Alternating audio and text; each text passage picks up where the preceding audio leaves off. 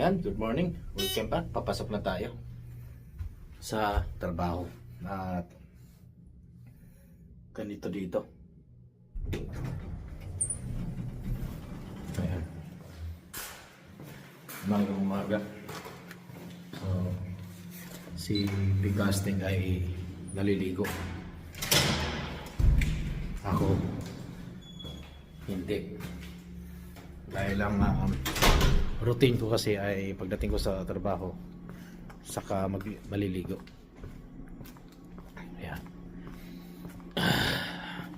Pag sa trabaho pare-pareho kami walang ligo dahil hindi naman sila naliligo. Lahat sila. Kaya sama-sama kami walang ligo. Baka ako lang yung mabango doon pagka naliligo ako. Siyempre mabango ako pag uwi. Ayan.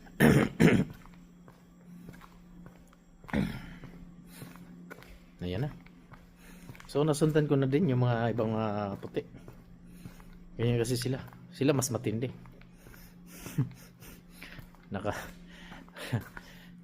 May medyas pa natutulog yan. Kung yung medyas na pinantrabaho, nakasuot pa din eh. Naka-medyas eh. Oh, di ba? Tindi yan.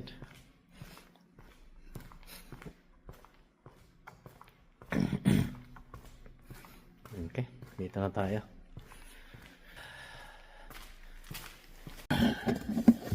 Ayan, so itong video na to ay upload natin. Ayan. Upload natin mamaya para may upload naman tayo na bagong video. Kasi puro live ang ating video. Ngayon naman magbi-video tayo, upload. Kasi mag-day light saving time na.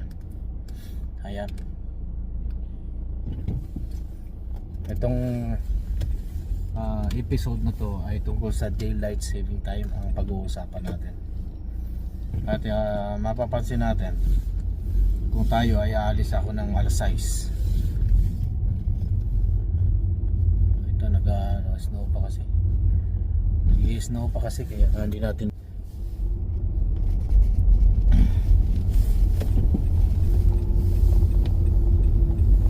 yan, makapal pang snow.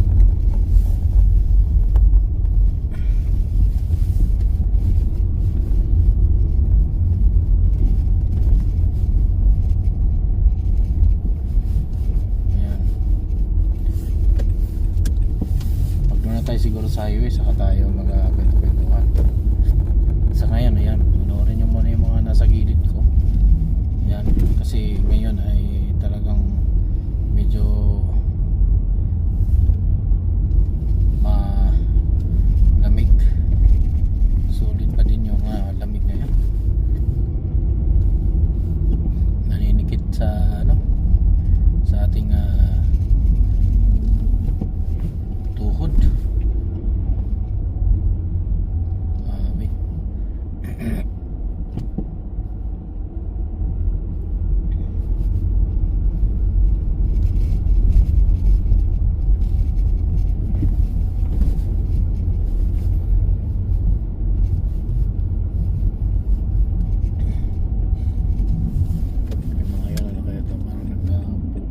Yung ngayon. Yan, ganun yung mga dito, mga nagbubukas kotse ay iba. Ay kukunin lang yung mga dapat kukunin sa loob ng sasakyan, hindi na nila nakawin sa sasakyan mo. Kasi kailangan nila yan pang suporta sa vision nila. Ayan. Bigay sa atin na bukas kotse na nakawin yung kotse mo, diba? Dito hindi. Oh, although nakapanood kung maganda talaga yung mo, sasakyan mo. Although parang nakalukosari yung sasakyan mo, ay mainit sa mata yan. Yun. Nahirap. Sakto lang ng biyahe natin, 6:02. Bumiyahe na tayo. Nakapag-live pa ako ng 1 hour, which is nice. Good na din.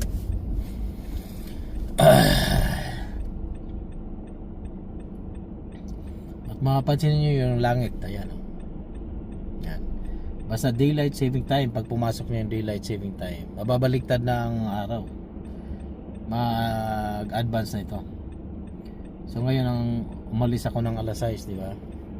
Iuurong nila yan ng alas 5. Ayan, susundan nila yung araw. Kasi mataas ang sikat na yung araw eh. So ang alas 6 parang tanghali na yung alas 6 kung sakali na hindi nila iuurong yun.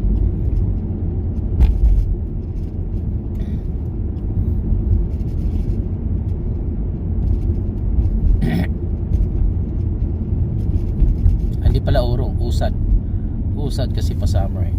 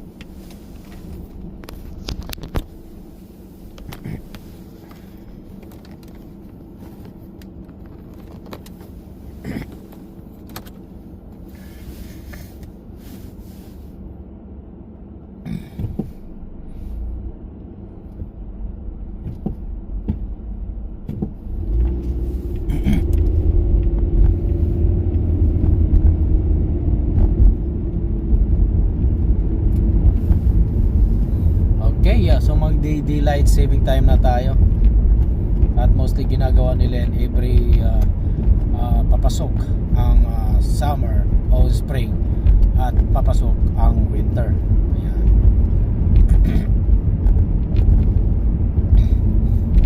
So biglang magbabago ang oras yan. Ang alas 6 ay magiging alas 5, parang ganon.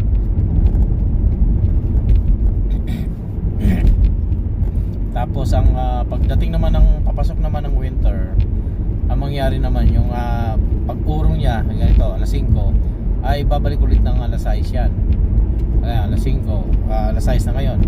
Then sa spring o sa summer ay babalik na siya ng alas 5. So ngayon pag sa winter naman babalik ulit siya ng alas 6. Uusad ulit siya. Para lang masusundan nila yung araw, masusundan nila yung panahon.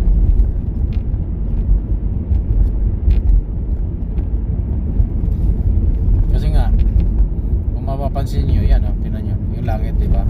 May mga maaga-aga na, may mga may puti-puti na ilaw, sinag ng araw yan. Ayan. Mataas ang araw dito.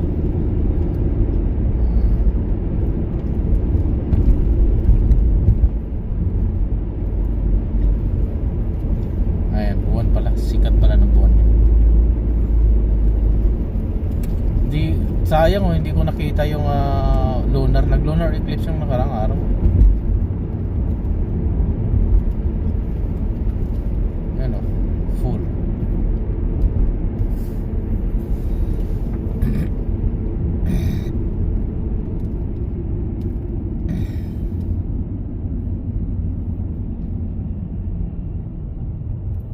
Yan.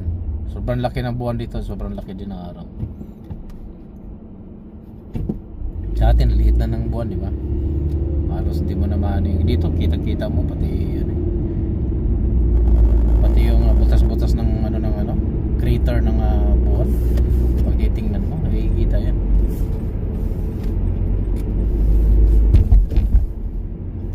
Medyo parang foggy ngayong araw na to.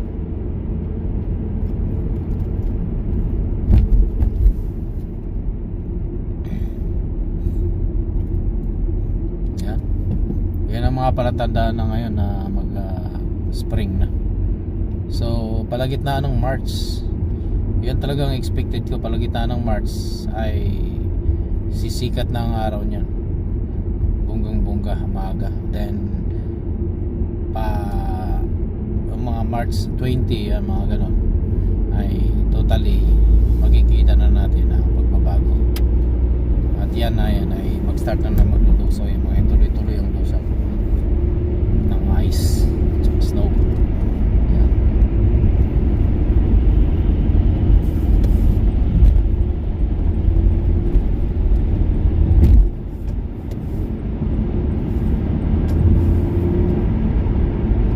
Yain na naman tayo, araw-araw na lang ganito.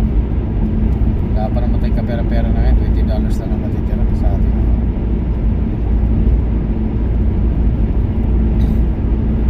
Ayan.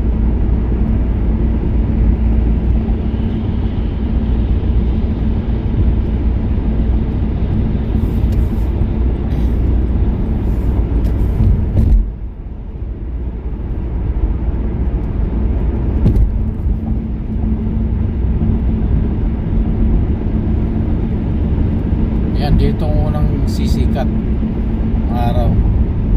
Yan. Liliwanag na yan dyan banda sa silangan.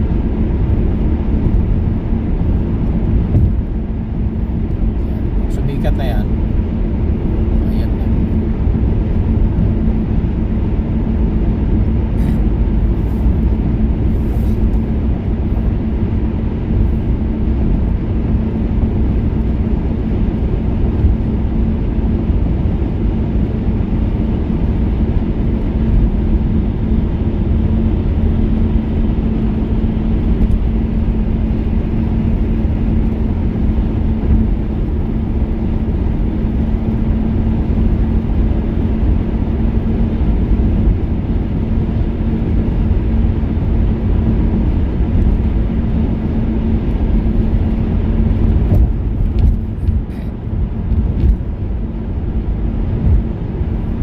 Foggy nga ngayon, parang na to. Kikita nyo yung kalangitan, medyo lumiliwanag na. Kunting ganun ang liwanag niya. Alas 6 pa, alas 5 pa lang ay sisikat na ang araw. Ganun naman katindi yung ano nila dito. Kaya magkukulot ka. Alas 4 nagigising ka, may araw na. Sa ano naman, sa winter naman ay maagang magdilim. Sa summer naman ay magang umaraw. Sa winter, alas ano pa lang, alas 4 pa lang madilim na ng hapon. Alas 4 pa lang ng hapon madilim na. Ayan kalangitan, no? Hindi ko maano sa inyo yung ano, pero dito sa silangan ay maaninag na meron na siyang spot ng araw. Medyo maliwanag na ang kalangitan. So meaning talagang konting-konting sundot na lang ay ano na kami, spring na. Kaya tinatawag siyang spring kasi ito yung time na maulan kumbaga sa atin. Pero yung ano, wala naman kasing totally na ulan talaga dito, kundi rain shower lang yan. Parang nagsha-shower lang. Ganun lang. Kaso di mo mapapaliguan ng ulan dito, napakalamig. Grabe. Yan o, buwanag na. Galing. Galing.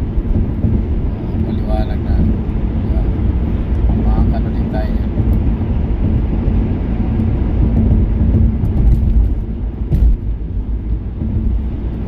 Pero anong na-experience ko dati, nasa Saudi ako, grabe naman doon, halos hindi natutulog ang araw.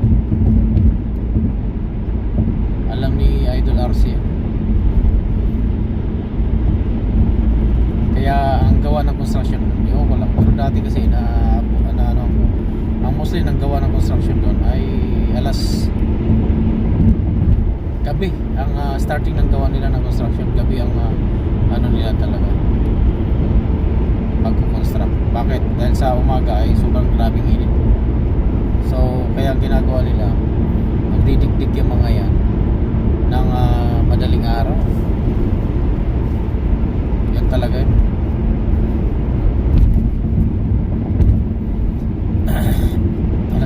pumapasok ng gabi. Then dire-diretso rin pang madaling araw. Ang init pang singaw. Grabe.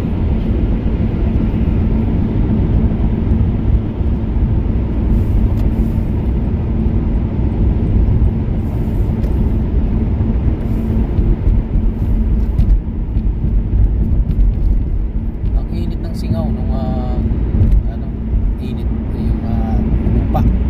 Grabe ang lupa doon sa singaw. Parang akala mo sinasanibang ka na ng demonyo. Grabe, no? Yan ang hindi nagko-close ang araw doon. Nagko-close siya ng araw mga bandang alas 3 ng umaga. Then hindi mo na ulit ulit kasi sila ulit. Kasi umaga na naman ulit. Parang mag-close lang siya ng bahagya. Parang isang oras lang ata ang close niya ng gabi. Gagabi. Yung summer niya talaga ganun lang. Hindi kaya alas 12 ng madaling araw. Yan ang tulog ng araw.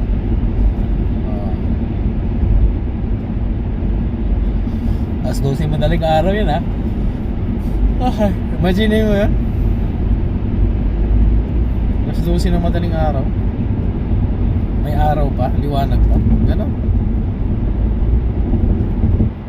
Dito ganun din sa summer, alas 9 ay maliwanag pa. May araw pa. Minsan nga alas 10 may araw. Tagal na natulog ng araw.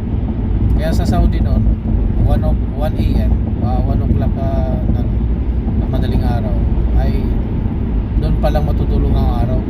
So from 6 PM hanggang alas 12 na madaling araw ay may araw pa. Ganon katindi. Liwanag, maliwanag, walang hindi ganong dumidilim. May mga din na talagang dumidilim yung pagko-close ng araw, yung mga ganon. Alas 2 na madaling araw, alas 3. Then pagdating ng alas 5, sisikat na naman yung araw. Sikat na naman yung araw. Ganon.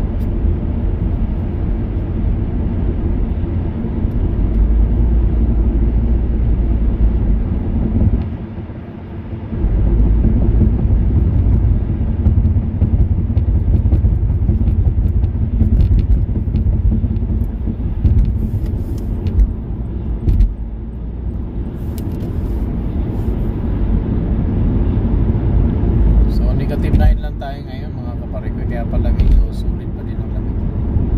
Negative 9 yan, pero nag-chill yung wind chill yan ng negative 15. Ganun ang dyan.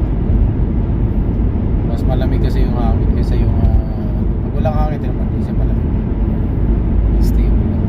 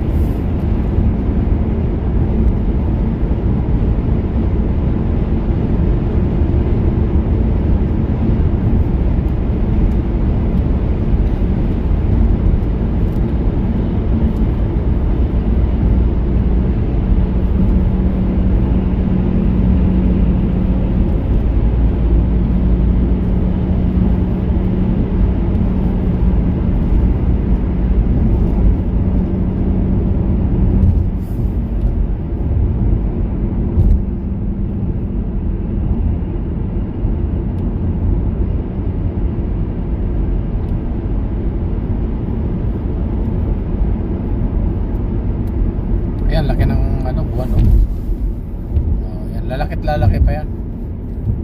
Parang mundo na yung katabi mo dyan.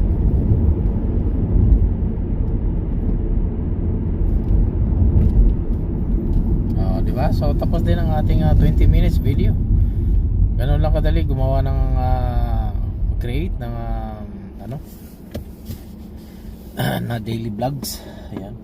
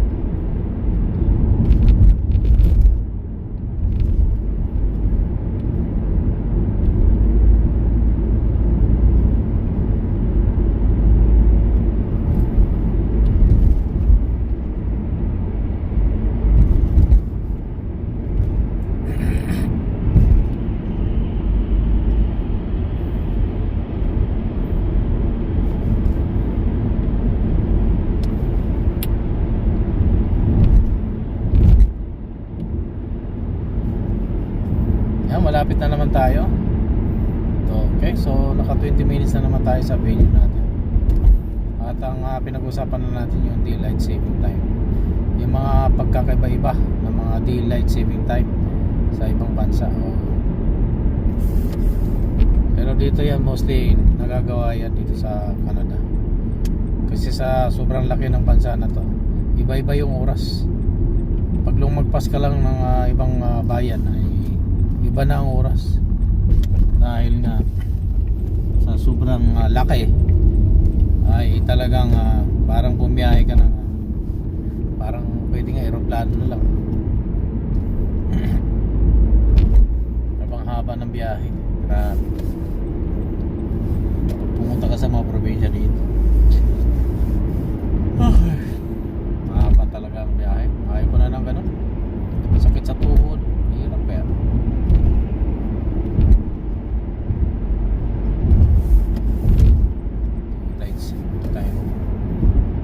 So mag-iisip tayo ng mga dapat lakad natin sa summer naman. At wala pa akong naiisip kung saan di pa kami nakakabawi. Dami pang bayarin. Hopefully sana makakaraos din. Ayan. May isang dito, taga Saskatchewan yun. Malaman mo kasi pag mayroong mga taga ibang Palanita o ibang bayan na nandito, kasi plate number nila ay iba. Minsan mga taga Colorado, diba? Taga Texas, taga British Columbia, mga ganun. Mga talaga.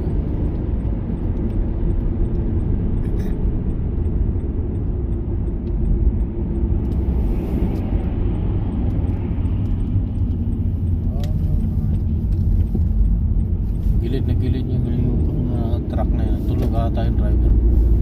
Katakot minsan. Pero bira lang ganun nangyari. Nakakatulog. Mga sibuyas lang, mga kilig-kili powder lang ang kadalasan na driver na nakakatulog.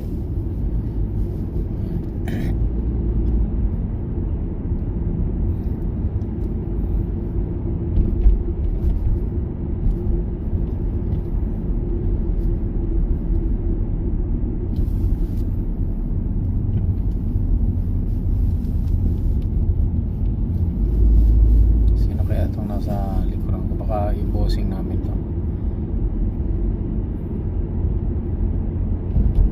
Ayan, so another day na naman. Another na naman day ang pagkalilibangan natin. Yan nandyan na yung mga bossing namin.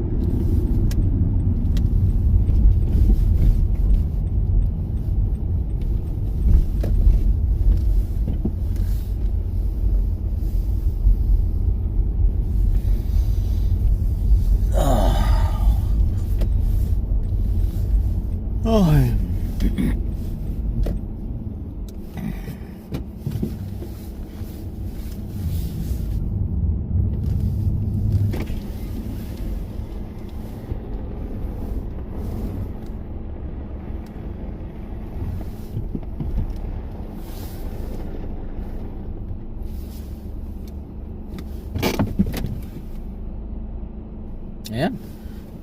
Ano naman tayo? At dito na naman nagtatapos ang ating maliligayang araw. At sobrang busy na naman araw na to. Hindi na ako masyadong tulog dahil isip na isip. Ganoon kasi ako. Pagka meron akong ayan. Pag meron akong yung mga plano na ngayong araw na to, kunwari may mga shipment na darating, ang pinagawa ko niyan ay nag-plan ahead na ako para hindi ako matataranta. Ayan, plan ahead na ang dapat gagawin. Kaso nangyari, nakaka-apekto doon sa sa akin. Nakaka-apekto yan sa psychological kasi una, nagigising ang utak mo. So instead na matutulog ka na lang, ay hindi ka makakatulog. Yan ang isa sa problema. So ako, masyado kasi akong active. So nangyayari ay yung mga trabaho na ina-advance ko, baga gusto ko maayos, gusto ko organize, gusto ko pagka dumating man ng mga ganong shipment ay na organize ko na himay-himay ko na ano mga dapat ko gagawin, ganyan. So kakaisip pa, hindi ako makakatulog kasi sa gabi pa lang nag-iisip na ako para kinabukasan. Yan, ewan ko lang kung na-experience ninyo yan, pero yan naman ang naobserbahan ko lang. Kaya ayaw ko mag-isip, kaso hindi mapigilang, hindi makapag-isip. Yeah. Kaya ang libangan ko na nga lang ay yung YT. Yung YouTube na lang talaga ang pinaka the best na paraan doon. Para instead na mag-isip ako pag nasa bahay, ay makapag YouTube ako. Nalibang-libang pa ako. Kasi kausap ko sila, mag-hi-hello, ganyan. Tawanan, kulitan. Alam mo yun. Kaya alam nyo, hindi ko na napapansin, hindi ko nga nakikita yung WhatsApp ko. Buti nga sila si Bay John Dre ay napansin, sila na nagpupusyakan, ilang oras ano bang update, kasi wala na akong tingin-tingin. At ako pa naman din, pag nag-live ako, ay pagkatapos noon ay edit ko lang, wala na, dire-diretso na ulit yan. Tapos yan, gagawin nito, mag-i-edit lang din ako. Pag-upload ko na yan, wala na rin, wala na akong magiging oras na naman yan para buklatin. Tuloy-tuloy lang ako, tuloy-tuloy. Pag may nagsasabi lang na may watch hour, tingnan mo nga, ganyan. Yun, saka pala ako titingnan. Saglit lang din ako titingnan, tapos wala na pag-aaral. Na ganun ang gagawin ko. Yun. Ayan, so yan, dyan na naman dito na naman nagtatapos ang ating mahalagang kwento. Buhay Canada, ito yung daily vlog natin. Routine sa pangaraw-araw na buhay dito sa ibang bansa. So sa lahat ng sulok ng mundo ay iba-iba ang kwento. At ito naman ang kwento ko. Bye! Ayan, so sa ating mga bago dyan, huwag nyo kalimutan mag-share, likes, and hit the notification bell para lagi kayong updated sa mga videos ko. Kaya huwag kayong magpapahuli sa live ko, kasama ko kayo. Kaya dito lang sa Buhay Canada.